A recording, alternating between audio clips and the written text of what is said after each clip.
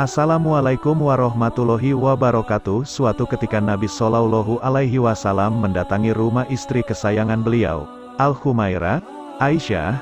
Melihat kedatangan beliau, Aisyah yang sedang duduk bersila ingin bangkit menyambut, tetapi Rasulullah Shallallahu Alaihi Wasallam bersabda, "Duduklah saja pada tempatmu, wahai Ummul Mukminin, tidak perlu engkau berdiri."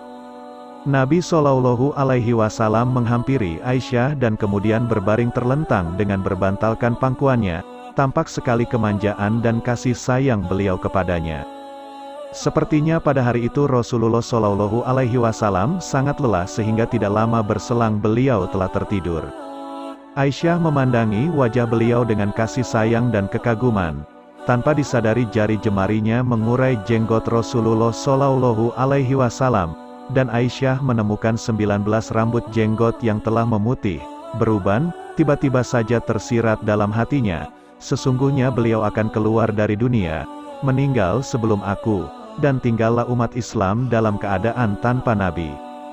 Merasakan kenyataan seperti itu, Aisyah jadi bersedih dan menangis. Air matanya mengalir ke pipi dan menetes jatuh mengenai wajah Rasulullah Shallallahu Alaihi Wasallam sehingga beliau terbangun. Dengan heran beliau bersabda, "Apa yang membuatmu menangis, wahai Ummul Mukminin?" Aisyah menceritakan perasaan sedih yang menghantui dirinya, dan Nabi Shallallahu Alaihi Wasallam hanya tersenyum mendengarnya. Beliau bersabda, "Wahai Aisyah, keadaan apakah yang sangat menyusahkan bagi seseorang, yakni bagi ruhnya, ketika ia menjadi mayat?" Aisyah berkata, "Katakanlah padaku, ya Rasulullah." Beliau berkata, "Engkau saja yang mengatakannya dahulu." Aisyah sejenak berpikir, kemudian ia berkata, "Tidak ada yang menyusahkan atas diri mayit kecuali ketika ia diusung keluar rumah menuju kuburnya.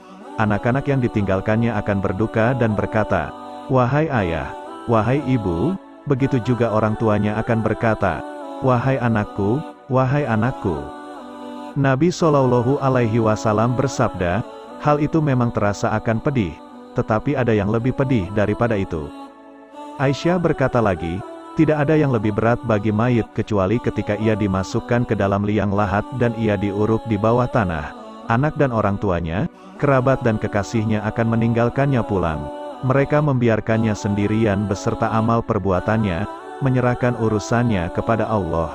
Kemudian setelah itu datanglah malaikat Munkar dan Nakir ke dalam kuburnya." Beliau bersabda lagi, "Apalagi yang lebih berat dari apa yang engkau katakan itu?" Akhirnya Aisyah menjawab, "Allah dan Rasulnya yang lebih mengetahui."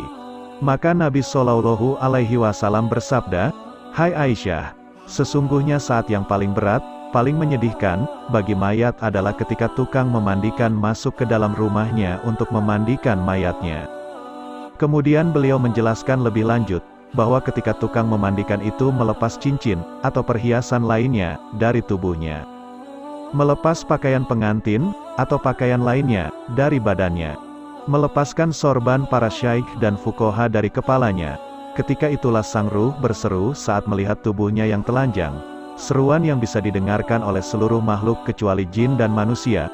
"Wahai tukang memandikan, demi Allah aku memohon kepadamu, agar engkau melepaskan pakaianku, dan lain-lainnya, dengan pelan-pelan, karena sesungguhnya saat ini aku tengah beristirahat dari sakitnya dikeluarkannya nyawaku oleh malaikat maut."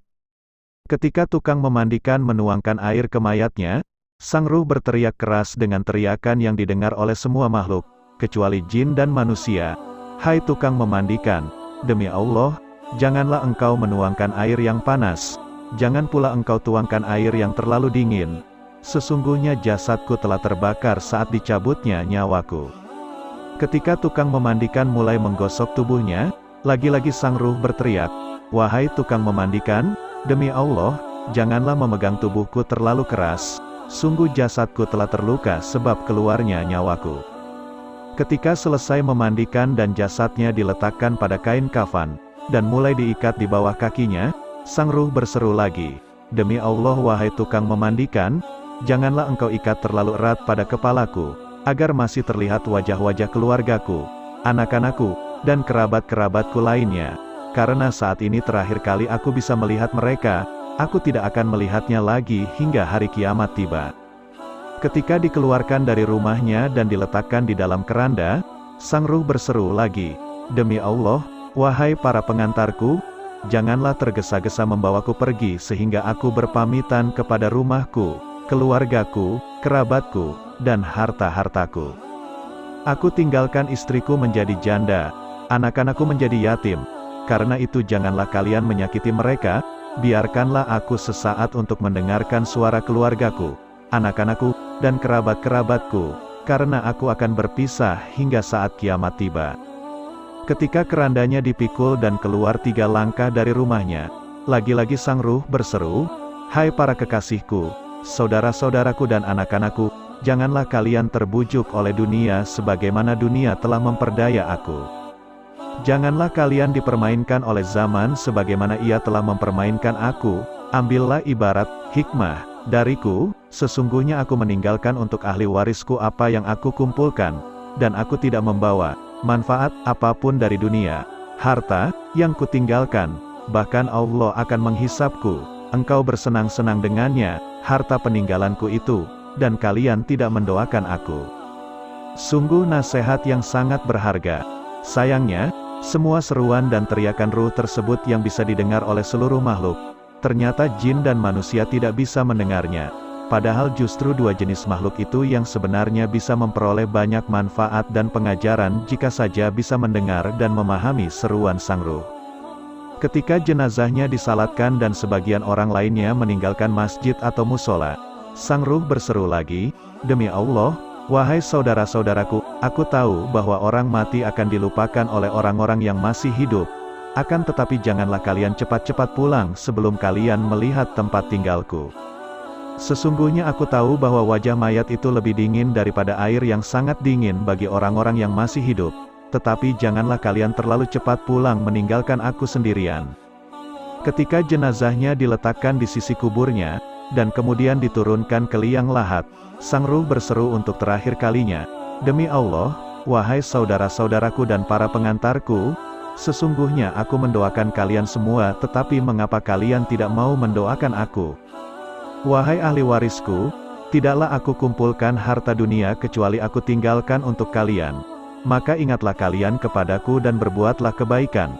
Setelah aku mengajarkan kalian membaca Al-Quran dan tata krama, adab, hendaklah kalian jangan lupa mendoakan aku. Semoga kisah ini bisa menjadi renungan bagi seluruh umat muslim saat ini. Sekian dan terima kasih."